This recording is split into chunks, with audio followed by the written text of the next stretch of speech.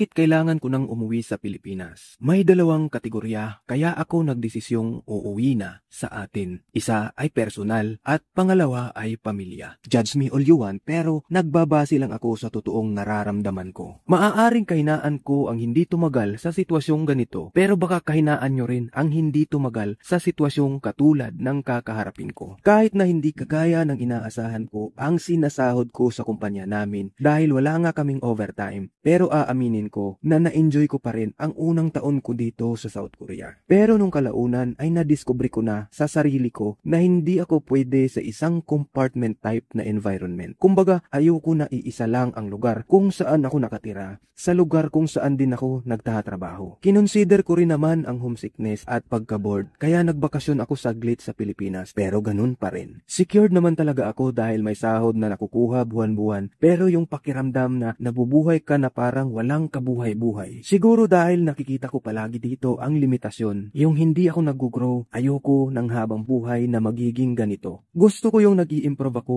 araw-araw, nadadagdagan ang kaalaman, yung ma-expose sa mga bagay na kinahuhumalingan ko. Madali lang naman mahalin ang trabaho, pero mas masarap pa rin gawin ang trabaho na interesado ka at kaya mong ibigay ang commitment mo ng buo. Gusto ko namang mahalin talaga ang trabaho ko, pero ayoko nang nagtatrabaho lang dahil sa sahod. Boring kasi para sa akin pag ganun. Masarap sa pakiramdam na natututo tayo habang kumikita. Dahil nakikita ko sa ibang mga kasamahan ko na para bang compliance na lang ang pagtatrabaho. Yung sasahod na lang ang engagement nila sa kumpanya. Yung dedication nila ay hindi ko nakikita sa kanilang mga ginagawa. I don't wanna work for money dahil kulungan yon para sa akin. Mahal ko ang pera at kailangan ng lahat iyon. Pero di ba dapat gamit lang ng tao ang pera at hindi Panginoon? Kaya ayokong maging alipin ng salapi habang buhay. Pero honestly, behind na rin talaga ako sa target ko. Where diba? I have 10 years plan mula nang ako'y mag-abroad at sa 3 years ko dito, parang nasa 10% pa lang ako. Kaya magigits nyo rin siguro ang point ko. At least naman kapag sumang-ayon sa akin ang pagkakataon, baka mahabol ko pa ang 20% na deficits ko. Kung hindi naman ay nakahanda na rin ako sa lahat. Sabi nga ng Panginoon na gawin mo ang lahat ng magagawa mo at ako na ang bahala sa iba. Pero hindi na muna ako manghihingi ng marami sa Kanya. Kailangan ko pang magpasalamat sa lahat ng mga hiningi ko sa Kanya na naisakatuparan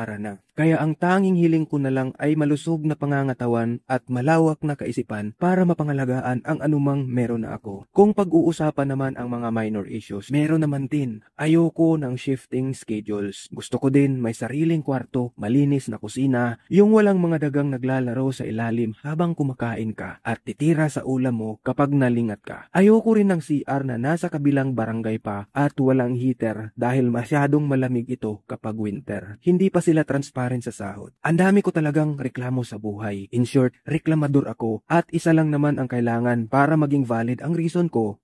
Oo, alam ko yun. Well, dito naman tayo sa family reason kung bakit ako'y uuwi na talaga. Kahit na valid yung personal kong rason, pero ito yung pinakamabigat sa dibdib ko. Dahil bilang ama, kailangan ako ng mga anak ko. Alam kong kakayanin ng misis kong alagaan ang mga anak ko kahit nasa malayo ako. Pero iba pa rin talaga kapag ang tatay ay kasama nila. Kailangan ko pa silang hubugin dahil may mga karanasan tayo bilang lalaki na kailangang ipamalas sa kanila, lalo na sa mga anak nating lalaki. Kailangan ko din silang turuan ng tamang disiplina dahil habang lumalaki sila, nagbabago na rin ang ugali nila. Habang tumatagal na hindi mo sila kapiling, lumalayo rin ang loob nila. Habang lumalayo ang loob nila, yung mga payo o mga sinasabi natin sa kanila ay nawawalan na rin ng halaga. Dahil sa ayaw at sa gusto natin, habang lumalaki silang wala tayo, nababaliwala na rin nila tayo. Constant kasi ang pagbabago at may mga habit silang nabubuo na naiimpluwensyahan ng iba. At sa akin naman higit sa lahat, kailangan ko ring bumawi sa kanila habang nasa poder ko pa sila.